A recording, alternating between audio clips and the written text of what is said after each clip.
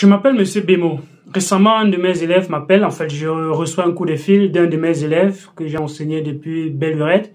Je me souviens pas exactement de qui c'était.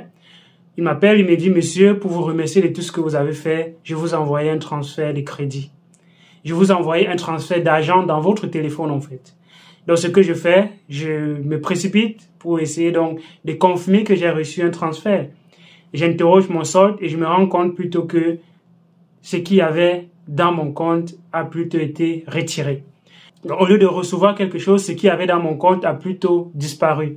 Donc, je me demande comment est-ce que ça a été possible? Qu'est-ce qui s'est bien passé? Comment est-ce que quelqu'un a pu retirer de l'argent dans mon compte sans que je ne sois au courant, sans que je ne confirme la transaction, sans que je ne fasse rien? Ça, je ne comprends juste pas. Je suis stupéfait. Je m'appelle Atemeuse. Je suis élève. De temps en temps, je me bats dans la rue, je me bats dans les marchés pour essayer comme ça de pouvoir nourrir un enfant que j'ai à ma charge.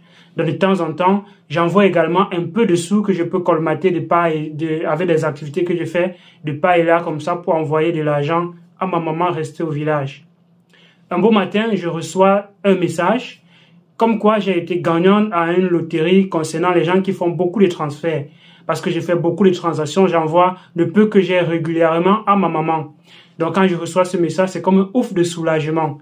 Et alors, une personne m'appelle pour confirmer que je viens de recevoir, pour confirmer le lot que je viens de recevoir. Tout ému, je lui communique quelques informations. Je lui communique mon numéro de téléphone, sans bien évidemment lui donner mon mot de passe. Et la personne me dit, oui, c'est bon, je confirme, tu as comme ça reçu telle somme dans ton compte. Donc, tu peux après vérifier et voilà, continuer à faire les transferts pour être encore éligible pour une seconde fois. Et voilà que je me précipite dans les instants qui suivent de checker mon compte et je me rends plutôt compte que mon compte a été vidé. Donc, je ne sais pas ce qui s'est passé. Est-ce que c'est parce que j'ai interrogé mon compte que l'argent a disparu ou bien quand ces gens m'appelaient déjà comme ça, ils étaient en train de vider mon compte? Ça, je ne le sais pas. Mais tout ce que je sais, c'est que l'argent a disparu de mon compte après cet appel, après que j'ai interrogé mon solde. Qu'est-ce qui s'est passé? Je ne sais pas. Je m'appelle Monsieur Zoufouette. Je fais de temps en temps des transferts en ligne. Donc, et parfois, les gens m'envoient de l'argent. Comme je suis très pressé dans mes déplacements, je peux donc comme ça leur offrir les biens dont ils ont besoin pour confirmer les transactions après. Donc, récemment, il y a quelqu'un qui m'appelle, il a besoin d'un bien et service que j'offre, bien évidemment. Et le mode de fonctionnement chez moi, c'est qu'on me paye avant que j'offre le service. Donc, je reçois le message, donc il paye bien évidemment, je reçois le message et le message vient dans la file des messages de confirmation usuels.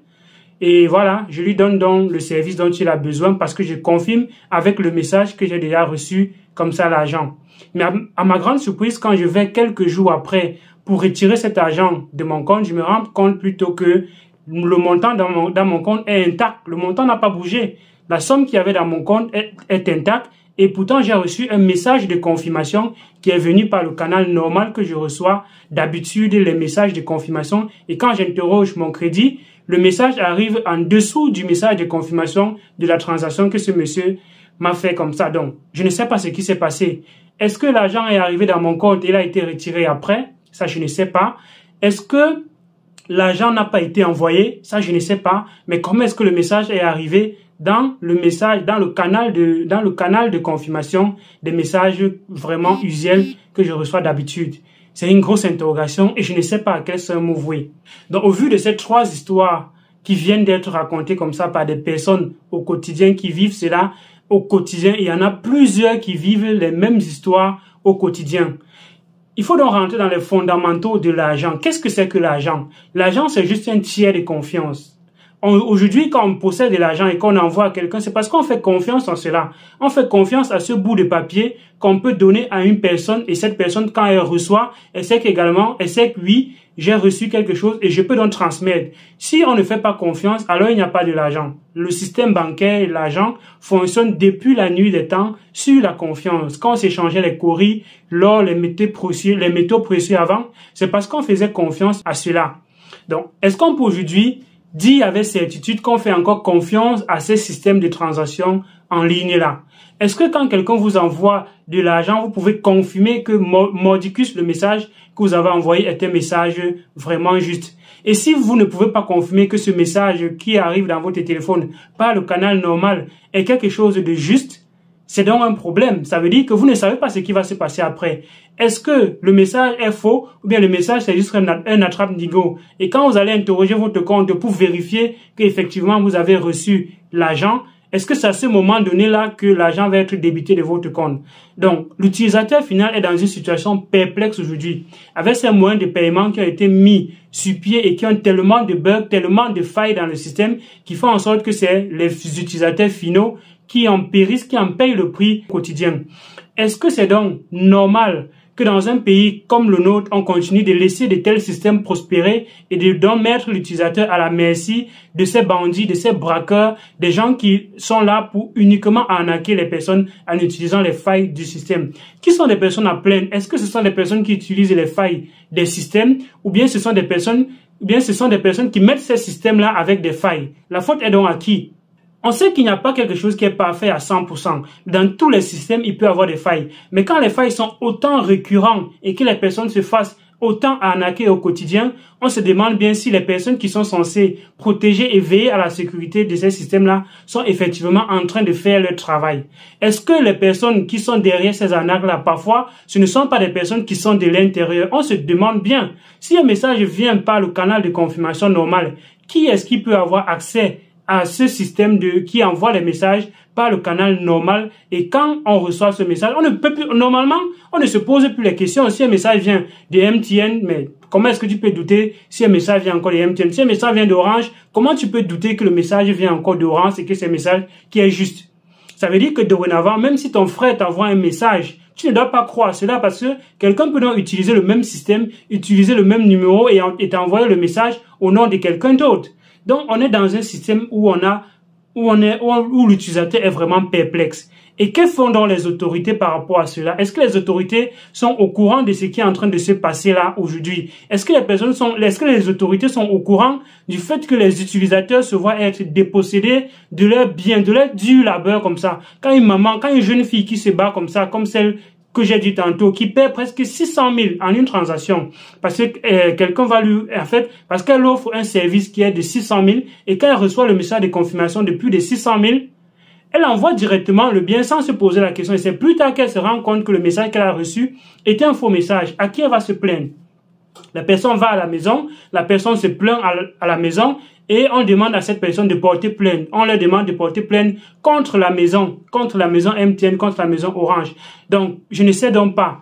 Est-ce qu'on va donc continuer à faire confiance à ce type de système-là? Est-ce qu'on va continuer de rester à la merci de ces personnes-là qui utilisent ces systèmes pour nous dérober comme ça ce que nous bossons dur au quotidien pour avoir? Donc, ce message est adressé non simplement aux agences de téléphonie, également aux régulateurs, également aux autorités, que les autorités veillent à la sécurité des biens et des personnes. Quand on laisse certaines plateformes s'installer et prospérer dans nos États, il faudrait qu'on veille à ce que les plateformes respectent et fassent ce qu'elles doivent faire. Et que voilà, les personnes ne se fassent pas arnaquer par ces plateformes dont on a donné l'autorisation et le plein pouvoir de gérer comme ça l'argent. Est-ce que ce n'était pas mieux qu'on restait dans les systèmes où on t'envoie l'argent, tu te déplaces avant de récupérer? Parce que là, il y avait peut-être moins d'arnaques. Parce que maintenant, l'arnaque est trop facile à faire. L'arnaque est trop facile. Tu ne connais même pas qui t'a arnaqué. Alors que parfois, il fallait une agression physique. Et quand c'est une agression physique, c'est un peu plus difficile qu'une simple agression numérique. Parce que là, on est dans la cybercriminalité, bien évidemment. Donc, les gens qui sont derrière cela, tu ne les connais même pas. Alors, pour que quelqu'un t'approche, c'est quand même un peu difficile. Il faudrait un certain courage, il faudrait une certaine aisance. Donc, c'est un peu difficile quand c'est un peu physique. Mais là, présentement, les bandits des grands chemins sont là, sur la toile. Ils arnaquent les gens au jour et au vu et au su de tout le monde. Et on se dit, bon, quand une personne se plaint, c'est encore une personne de trop qui se plaint. Quand une autre personne se plaint, c'est encore une autre personne de trop qui se plaint. Mais est-ce qu'on porte vraiment le message très haut? Est-ce qu'on envoie vraiment le signal fort à ces entreprises-là qui sont censées vraiment sécuriser leur système et que nous nous fassions de moins en moins arnaquer. Parce qu'en réalité, ces entreprises-là n'ont pas le pouvoir. Si tout le monde aujourd'hui décide de ne pas faire des transactions sur ce type de système, ce système-là ferme, bien évidemment. Donc, c'est nous qui donnons encore le pouvoir à ces agences-là. C'est nous qui donnons le pouvoir aux banques. C'est nous qui donnons donc le pouvoir également à tous ceux qui gèrent notre argent. Alors, il est temps que les personnes à qui on remette ce pouvoir-là prennent vraiment le temps et qui mettent les outils et les moyens en place de sécuriser les systèmes que nous utilisons au quotidien pour éviter de se faire arnaquer et faire en sorte que les biens et services que nous mettons des dures journées de labeur, que nous consentissons tous nos efforts pour les avoir et que ça se voit dérober comme ça et voler du jour au lendemain, c'est vraiment regrettable. Vous allez dire quoi de cette jeune fille qui fréquente et qui également se bat au quotidien pour essayer de donner à manger, ne serait-ce qu'à son enfant, mais également à sa maman restée au village, et qu'elle se voit comme ça dérober tout ce qu'elle a fait peut-être en 1 mois, 2 mois, en l'espace de quelques secondes. C'est juste inadmissible, c'est juste inacceptable. Donc, partagez ce message. Donc, faites en sorte que ce message arrive dans les oreilles de ceux qui sont en charge de mettre sur pied ces outils-là et de réguler comme ça les transactions et faire en sorte que nous soyons de moins en moins affectés. C'était juste Conjo. J'espère que cette vidéo va arriver là où elle est censée arriver. Donc, partageons massivement et que voilà, ces arnaques-là cessent et que nous vivons dans un système qui est encore un peu plus sécurisé que ce que nous avons aujourd'hui.